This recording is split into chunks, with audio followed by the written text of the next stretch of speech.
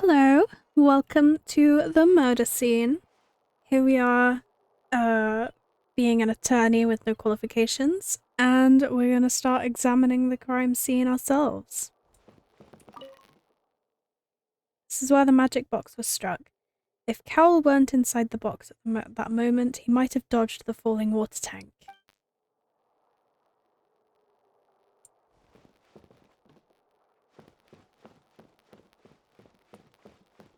Let's have a look at the magic box.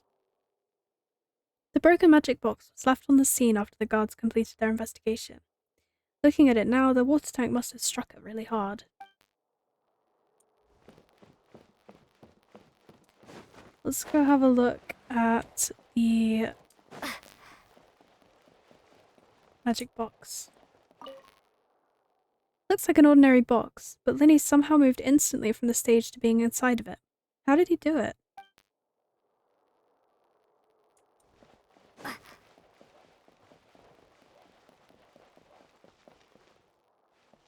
There's something up here.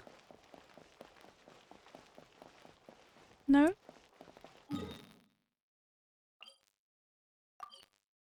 Hmm.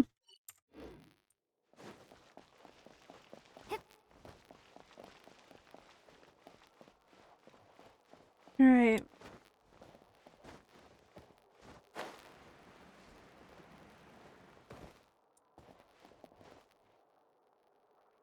Are there like clues around here?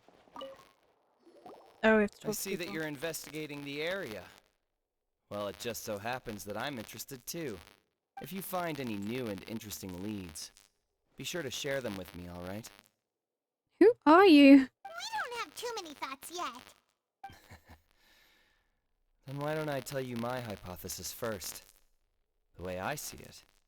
And I'll start it with that loud thud. The thud? Oh, you mean the sound that happened during the countdown? Yes, exactly. It wasn't terribly loud, but I suspect that most people heard it.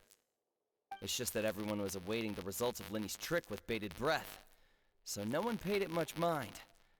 But now that the incident has happened, the thud has become an important clue. That makes sense. So, what do you make of it? I'm of the opinion that it may have been the sound of Linny's accomplice. Lynette, perhaps. Jumping atop the water tank, or something like that. And when the pyrotechnics went off, she cut the rope, sending the water tank crashing down. But the ropes are burned. Like, wasn't the noise we heard too loud for that? Perhaps the balance wasn't right, leading to a particularly rough landing. Then wouldn't the water tank have started to swing a bit in that case? Oh, that's true. I suppose I must reconsider. This is why we're the attorneys and you're not. That does remind Paimon, though. What was with that sound? During the switching performance, there was an audible thump that many audience members heard. Oh, okay. So it looks like we're trying to speak to people rather than... Oh, are we proving thingy wrong? How do I get back on? Are there steps? Yeah. Okay.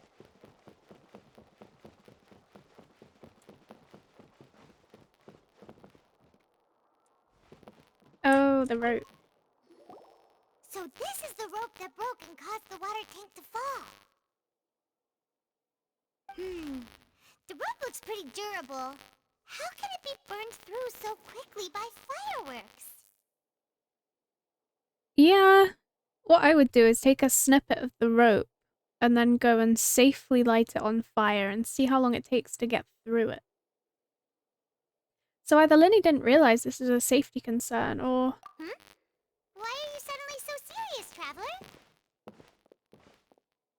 I'm just looking at where the rope snapped. Whoa. Look! This bit is made from different material! Most of it was burned away, but there's still a little bit of it left. Seems to be flammable, like a type of flash cotton. Huh. So if a rope meant to hold something was was made with that kind of material in it, then that means... Wait, why don't you write all this down? Let's take notes. This rope was used to suspend the water tank. It suddenly broke when the fireworks were being launched on stage. The investigation has shown that the location where the rope snapped was made of flammable material. Sorry if you can hear that. There's a plane going overhead a few times. I can't really close the window though because it's too hot.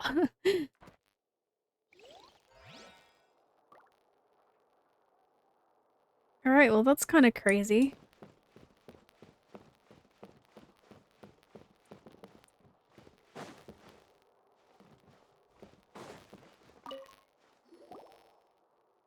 The investigation team has some new findings. Turns out there's an issue with the random number selector after all. See, I told you. What if the machine picked some big guy's seat? You think the murderer would have still made his move then?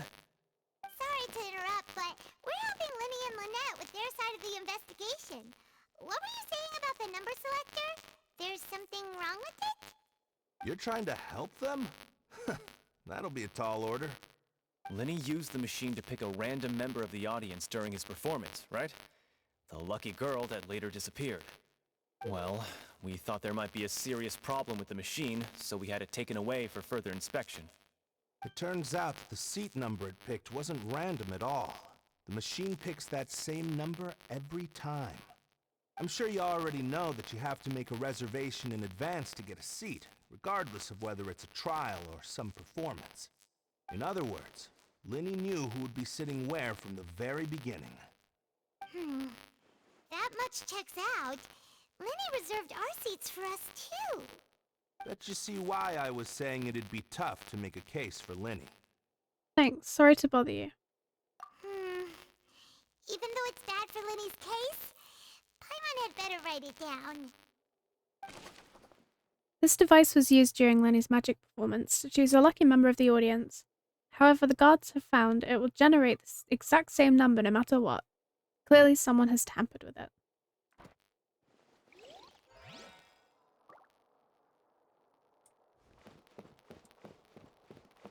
This is incredibly strange. Can I speak to you? No. Can I speak to you? I am not in range. I guess can I speak to him again?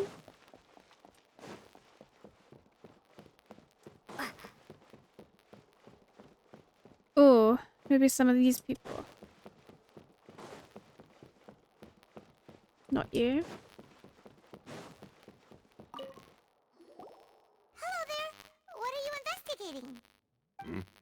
Oh, this location has also been cordoned off because the Magic Troupe members are currently considered prime suspects.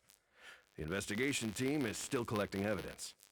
The seats were all booked in advance, so we were able to deduce the missing woman's identity by checking the guest list. Could you tell us who she is? We're Linny and Lynette's attorneys. Sure, it's not like this is confidential information. We will publish it later anyway when we petition the public to help us find the missing person. Her name is Halsey. She's a painter from Fontaine who's made a bit of a name for herself.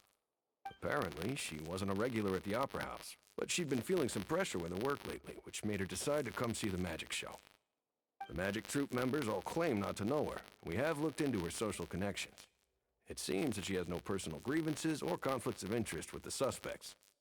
Simply put, she wasn't related to the Magic Troupe at all, which matches the features of the previous serial disappearances. Were the victims of previous cases also chosen at random? That's how it seems to us, in any case. Apart from the fact that they were all young women of around the same age range, there really weren't any other connections between them. Okay then. Thanks for letting us all know all this. No need to be so formal. If you do happen to see the missing girl, please be sure to contact us. It is of utmost importance that we get to the bottom of these disappearances. Halsey is the missing person. She's a famous painter and came to watch the magic show in order to take a break from her own creative work. She isn't known to have been entangled in quarrels with any of the members of Linny's magic troupe. Okay, we've got 2 out of 3. I think the rest we're gonna have to go outside. Or maybe into the lobby.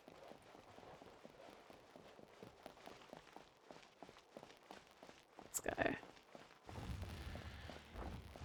Yep, lobby time. Hey, you! Yes, both of you! Over here! I've been keeping an eye on you for a while now. It's Navia. Huh? You mean us? That's right.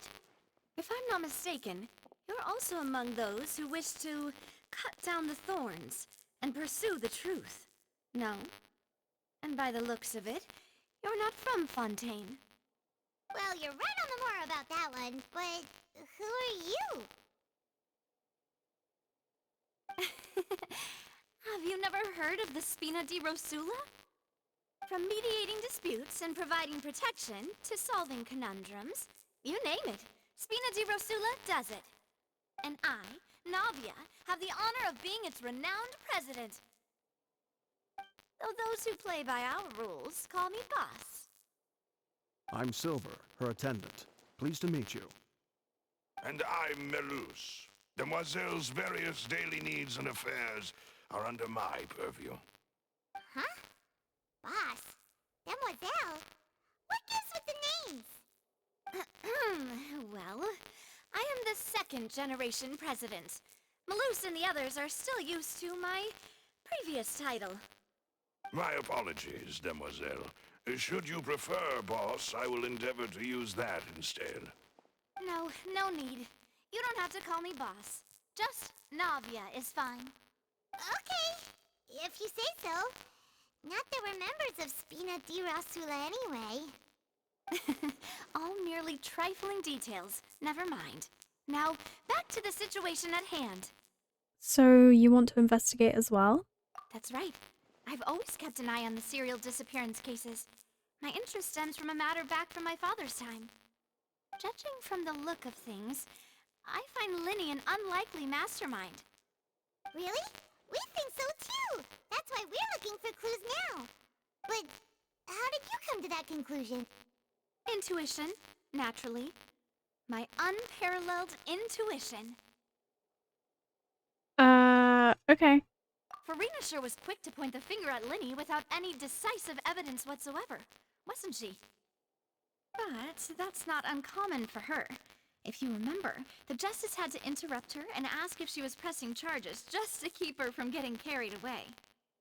Anyway, a trial begins the moment someone levels charges. And, of course, there was no way Farina was going to back down in that situation. Sounds more like you just don't trust the Hydro-Archon. Well, what's your opinion? I must admit that she can be interesting at times, but liking her doesn't mean that I'll blindly agree with her. Well, when you put it like that. All right, I've answered your question. Now, it's time you answer mine. She's very pretty, isn't she? Shame she's a Geo Claymore. Wait a minute, did that answer count? Well, I say it does. But don't worry, you won't hear any pointless questions from me. In your opinion, do you think it's right to treat a trial like it's an opera? I do not. Well? Not always. And why would that be? Something serious like a trial shouldn't be treated like entertainment.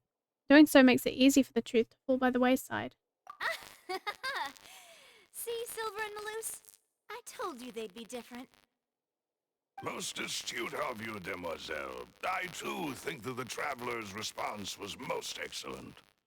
No matter how wonderful the script or how fervent the audience's expectations may be, the trials that go on stage here must be based in fact. And if that can be done, boss, then... All right, that's quite enough, Malus. Anyway, I like your answer. You pass with flying colors. Now, I need to make some preparations, following which our joint investigation shall commence. You two shall be my assistants. I'm up for it. Wait! Since when did we become assistants? Yeah, we're the attorneys. Oh, well, I can be the assistant, sure. Or your companion, if you like. I'm really not that fussy. That's more like it. think you're missing the point, Paimon. Far be it from me to brag, but I believe that Demoiselle's intuition will be instrumental in uncovering the truth. You wish to save a friend from false accusations, and we wish to unravel the disappearances. In this sense, our goals are aligned. You have a point. Huh. You're quite the talker, aren't you, mister? And what about you over there? What do you think? You seem like you've got something on your mind. Yeah, like, why do your sunglasses not have arms? I have nothing to add. Oh, alrighty then. Suppose neither do Paimon's. We'll be making some preparations first. Just be sure to let us know if they start revealing Lenny's tricks. Thanks! Okay. That's Navia, sorry. God. Interesting. Sorry, but no one can freely enter or exit the Opera House at the moment. If you wish to leave, you must register your identity with us first. No, we're not leaving. We're representing Linny and Lynette as attorneys, so we're investigating the case. Were you always guarding this entrance? Yes, after the Chief Justice gave the order, everyone coming in or out must undergo a strict inspection. So, the missing girl couldn't have left from here. At least, not from that point on. What about during the show? I doubt there was much opportunity then, either. How can you be so sure, Well, because I was in charge of security near the entrance at that time. I couldn't see Linny's performance from here, which was quite a shame. Just my luck. But still, I did not abandon my post, and I stayed put no matter how loud the applause was. If someone had so much as even approached the door, I would have noticed it, let alone if they had tried to leave. We Melusines are good at that sort of thing, you know. So, it's safe to say the girl couldn't have left through here. Alright, thank you for your help. This will be useful info. No one left the Opera House during the magic show, and after the incident happened, only those who have had their identities cleared by the guards could leave. We've checked everything of note here at the performance venue. Paimon wonders how Linny's discussion with the guards is going. Let's go see, shall we? Ooh, things are getting interesting, huh? We're about to see how magic is made.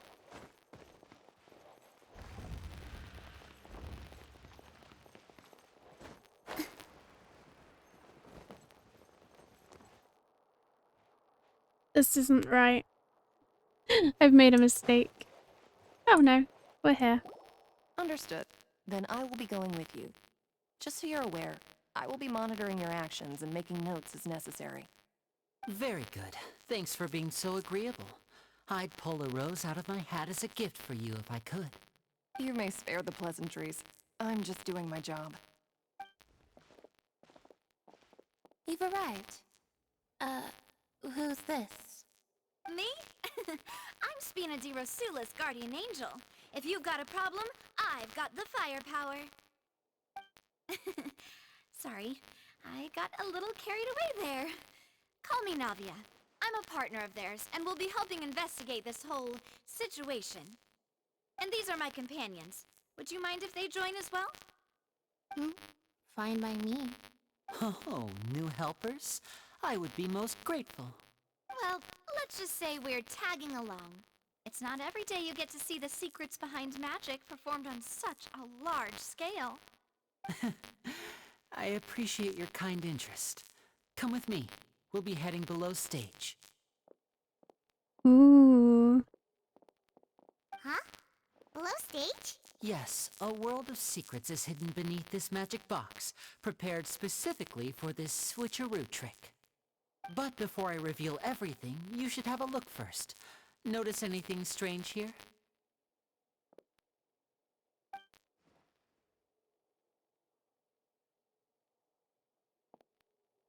I'm not trying to be dramatic. Remembering the details of a trick will help you understand the methods used to perform it more easily. Huh.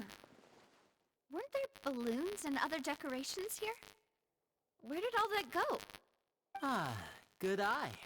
That said, you're still far from discovering the answer. The back of the door isn't the same. The back? You mean the inside of the door? What's different about it? Paimon didn't notice anything. Very good indeed. I thought you might not be able to catch that, given that you were sitting in the first row. The back of this door was patterned. Those patterns are now gone, replaced by a smooth wooden board. So, if you put 2 and 2 together, what do you get? Wait, does that mean there's another box inside this one? Exactly. All right, let's go. I'll tell you how it works as we head down. Oh, so there was a passageway under the magic box! And this passage linked the two boxes together. I knew you'd figure out most of it as soon as you saw this place. To be fair, I figured it out before we got here. The 2 magic boxes are positioned right above the 2 entrances of the tunnel. See this flatbed trolley? The box with the lucky audience member in it would be shuttled over to the other side using the trolley. This trolley can raise and lower and even rotate, ensuring that the box will face in the right direction. I see. So that's the purpose of the box inside another box. Precisely. The inner box would descend after the audience member was put inside and be moved along the trolley, all while the outer box would remain on stage as if nothing had ever changed. So that's how you did it! Once the box was lowered, the trolley would store some energy through this device here, with which it would complete the rest of the steps. The audience member would only be able to feel some slight movements in the dark, and by the time she walked out, she would already be back on stage. Then what about your side of the trick? Right! You were talking that whole time, and you even came out for a moment near the end! Ah, yes. A phonograph operated by Lynette was used to achieve that effect. My assistant and I had already scripted our conversation beforehand. When the countdown began, I had already gone to the opposite box via a tunnel using that ladder. And what about Lynette? Where was she? I was in the mezzanine space in the back of the box. Oh, interesting! That's how we were able to coordinate Linny's lines with the assistant. And, by the way, I was the one who walked out of the box at the end. I mean, we are twins. All it takes is a change of clothes and no one can tell who's who. And that's my favorite part of this trick. Only Lynette and I can perform it. So that's how it all worked! Wow! Every detail you revealed was more amazing than the last! I can tell a lot of thought was put into this. Lynette would briefly walk out of the box and then go back in, jumping into the tunnel and escaping before the box on the trolley could finish ascending. And then I walk out of the other box in the audience area, and the trick would be complete. The operative word here being would. But as you saw, Cal was in the box, not our audience member. She, on the other hand, mysteriously vanished. We really don't know how that happened. If not for that interlude, this would have been an astonishing trick. I probably never would have figured out how you pulled it off. And yet, to think that someone was able to use this magic trick to commit a crime. Could we have a look around? I think we can come up with some more leads. This is the scene of the crime, so Linny and Lynette are not permitted to stay here. I'll escort them back up. Yes, of course. No need to be so strict now. I won't disappear into thin air, you know. Thanks, everyone. We're counting on you. Lenny gave a detailed account of how the trick was supposed to work. By using a box inside a box, the idea was for the box containing the audience member to be transported across via a tunnel underneath, and Lenny himself would also use this tunnel to get to the other side. Meanwhile, having changed her outfit, Lynette and her assistant would take charge of on-stage interactions.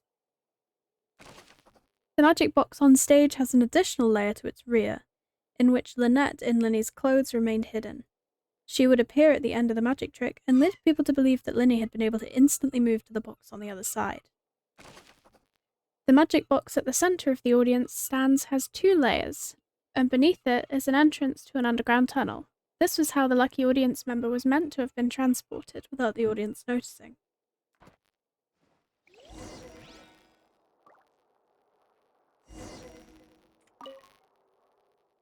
This should be the control device for the trolley. Seems to be able to operate automatically.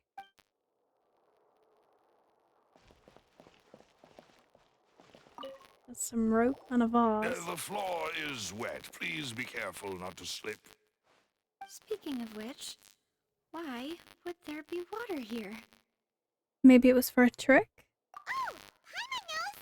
It's one of those tricks where you pour water into a jug and then flip the jug over only for the water to disappear.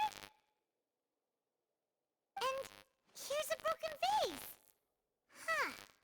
Did the trolley knock it down while moving? That can't be. The trolley moves along tracks from start to finish. It couldn't have hit the vase at this distance. Let's note this down too and think about it later. There are many pieces of broken flower vase on one side of the tunnel. All of the water within has been spilled. Judging from the distance, it seems unlikely that it was knocked over by the trolley meant to transport the magic box.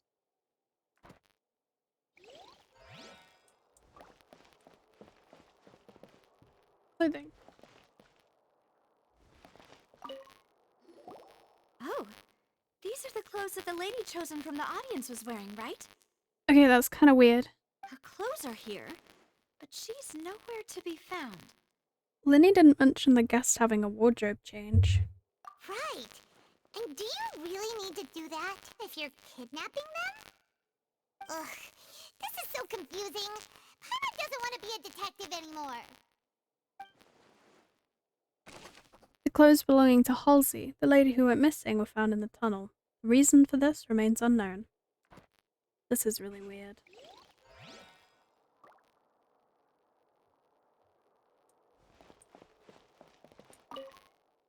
High precision is required to complete this magic show, and tracks are perfect for making the trolley stay on its designated course. What was that? Just the tracks.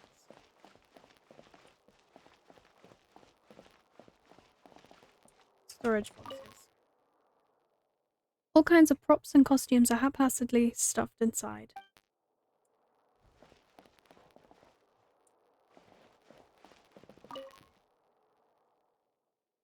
Oh. We were just here. My bad.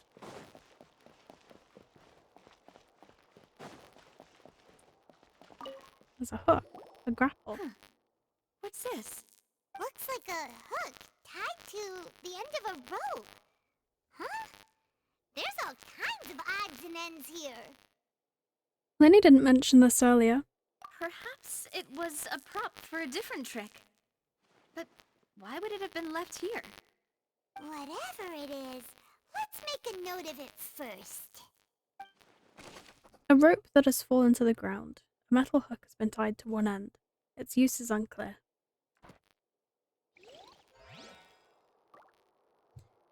That's kind of weird. Should be the control device for the trolley. It seems to be able to operate automatically. Examine ladder. The ladder is required in order to return to the magic box above.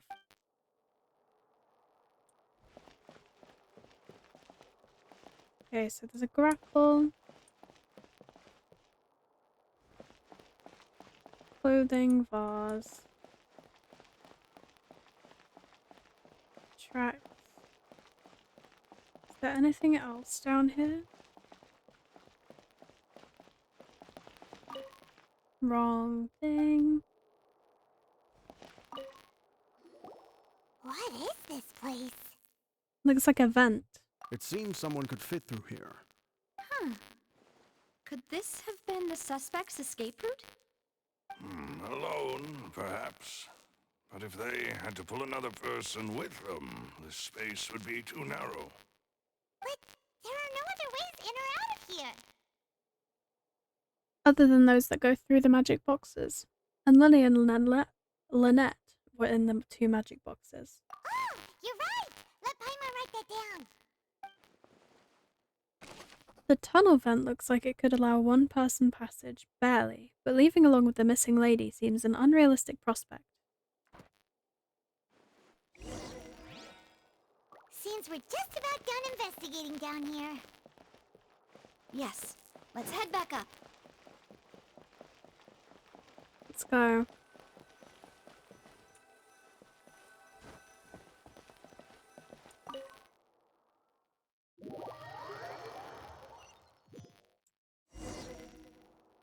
Well, we've ascertained the state of the crime scene. Let's find a place to sort out our findings once Malus returns. It seems to me that there are several things that don't add up here. Apologies for the wait, demoiselle. So, what did the guards say? Did the criminal escape through the vent? They believe the odds of that are very low, since the vent leads to the Opera House's basement. Can we go investigate the basement? The guards have checked the area carefully.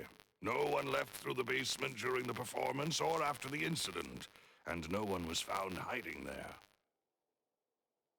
So the tunnel's become like a secret chamber then! You know, like the kind you usually see in novels! It would seem so. The plot thickens. Halsey's disappearance and Cowell's death are both quite inexplicable. No wonder Farina was so confident in her accusation. All the current evidence points toward Linny and Lynette. In other words, the charges are very likely to be upheld unless we make some considerable progress. Charges and then trial. So if the charges are upheld, they'll announce a sentence? That's right. This is how a trial goes in the Opera House. During the proceedings, the Chief Justice and the oratrice will hear statements from both sides. The oratrice will too. That's right. This is how indemnitium is produced. The statements from both sides, the defenses from attorneys, witness testimonies, and even the audience's emotions will all be projected on the oratrice. To put it simply, it's as if the oratrice has its own will, and is a judge in its own right. This also precludes any kind of favoritism on the part of the Chief Justice. Not that this has ever happened anyway. Fascinating.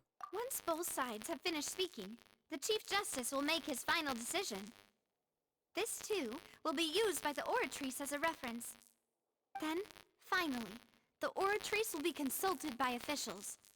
The result it returns is the will of justice itself. Huh? So that machine is the one that actually decides? Paimon thought Neuvillette called the shots. In practice, there is very little difference. Both have always come to the same judgment, which is why people have great faith in the Chief Justice. Ah, yes, the guards also asked me to convey that none of us will be allowed to leave this place before the trial. Huh? Why? Because we've chosen to act as the twins' proxies. That makes us persons related to the case. They're concerned that we might be colluding with outside parties, or that we might find outside help to disrupt the case. And even if that were not so, it could prove problematic if we happen to spread key information about the case ahead of time. I'm ready to break out at any time. Whoa, whoa! There's no need for that! Paimon thinks they have a point. That said, are they providing food? Of course. I just hope you don't mind the lack of options. I'm afraid that catering to all tastes is not in the cards, nor is any guarantee of balanced nutrition. Now's not the time to be picky. In that case, let's just sort out our findings together here. Pity. I was hoping to take you to try some of Fontaine's famous desserts, too. I mean, what better way to properly think through our findings than over some tea and sweets? Huh. Breaking out suddenly doesn't seem like such a bad idea after all. Paimon. Just kidding, just kidding. Paimon will still do her best, even if there are no snacks. What do you mean, no snacks? Of course we'll have snacks. If we cannot buy some, then we'll simply make some. Huh? Here? But how? Understood, demoiselle. Everyone, please come with me.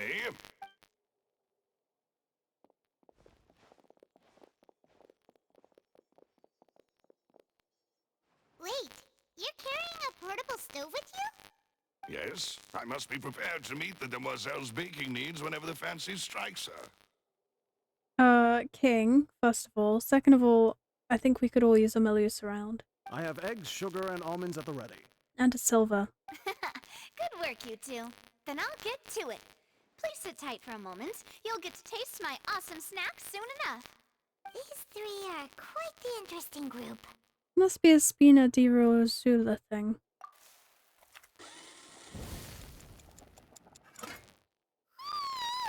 And Paimon thought it smelled good while it was still in the oven. Oh, it's even better now. Paimon can't stop drooling. They look glorious. From the way you had these two guys carrying all that stuff around, Paimon thought you'd have them do more during the baking process. But you ended up doing the entire thing by yourself. Beating the egg whites, grinding almonds, everything. I was applauding. And I was giving encouraging smiles. That's not quite what Paimon meant, but okay. We could all use a cheer squad of an older gentleman and a spy-looking guy. Paimon was just thinking, aren't you worried about getting your fancy dress dirty beating egg whites and baking like this? Well, I don't think it's carved in stone anywhere that fancy ladies can only read books, sip tea, ride horses, and play the piano. I just really enjoy making snacks. Don't underestimate beating egg whites, by the way. It's a real arm workout. You also need to beat them to just the right consistency, or your macarons will crack. Anyway, give these a try, fresh out of the oven. There's 3 for each of us. Only 3? Well, eating too many sweet treats might send all that sugar to your head. You wouldn't be able to think clearly about the case on a sugar rush, would you? Tea is ready to be served as well. This is Demoiselle's favorite, strong black tea with a floral fragrance that clears the mind and lifts the spirit. Thank you. Why don't you take a break as well? No need for concern. I'm merely doing as I should.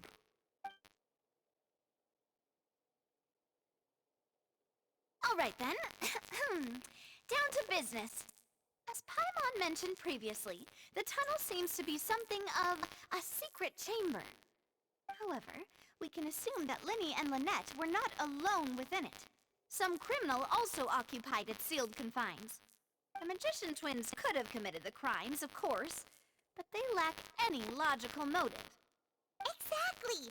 Why would they do such a thing right when everyone was watching?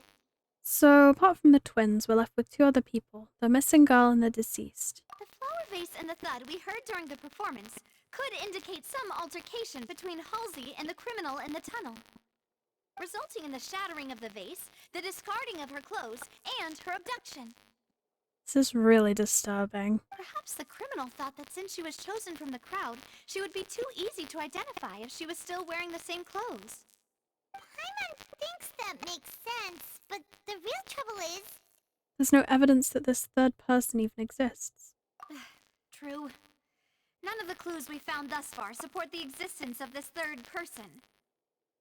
But the only people left to consider are both technically victims, whether it's the missing girl, Halsey, or poor Cowell. Huh. Could Halsey have secretly made modifications to the magic props in order to murder Cowell before making her escape? But she had no way of knowing how the magic trick worked. That's right. And even if she had tampered with the setup, she would need to understand the entire trick to pull it off. Nor does she have any motive. The guard said that she has never had any dealings with the magic troop's members. Were we not thorough enough in our search? From the sound of things, this is turning into an impossible case. Your macarons are amazing though, Navia. They smell great! They're nice and crisp and super sweet! They are my specialty after all. And I see you've already had 5 of them. What? 5? Oh, that can't be right. Paimon only counted 3, honest! Please don't worry about it. At my age, a few less sweets might actually be a good thing. No. Being greedy is one thing, but Paimon knows how to count. Oh my god, did the actual murderer steal the macarons? Besides,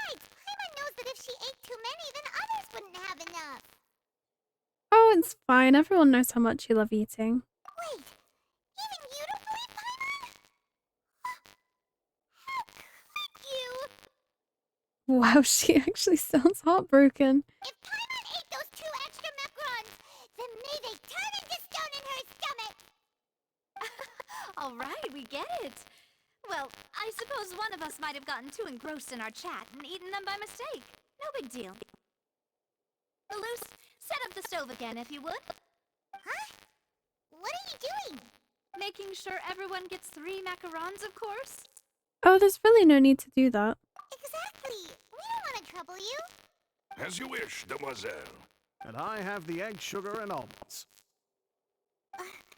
Well, this really is your hobby, huh? Second round of baking. Well, that's it for snack time. I'm going to have another look around the area. I don't know what we're looking for yet, but we've still got some time. As attorneys, I suggest the 2 of you think the case over again.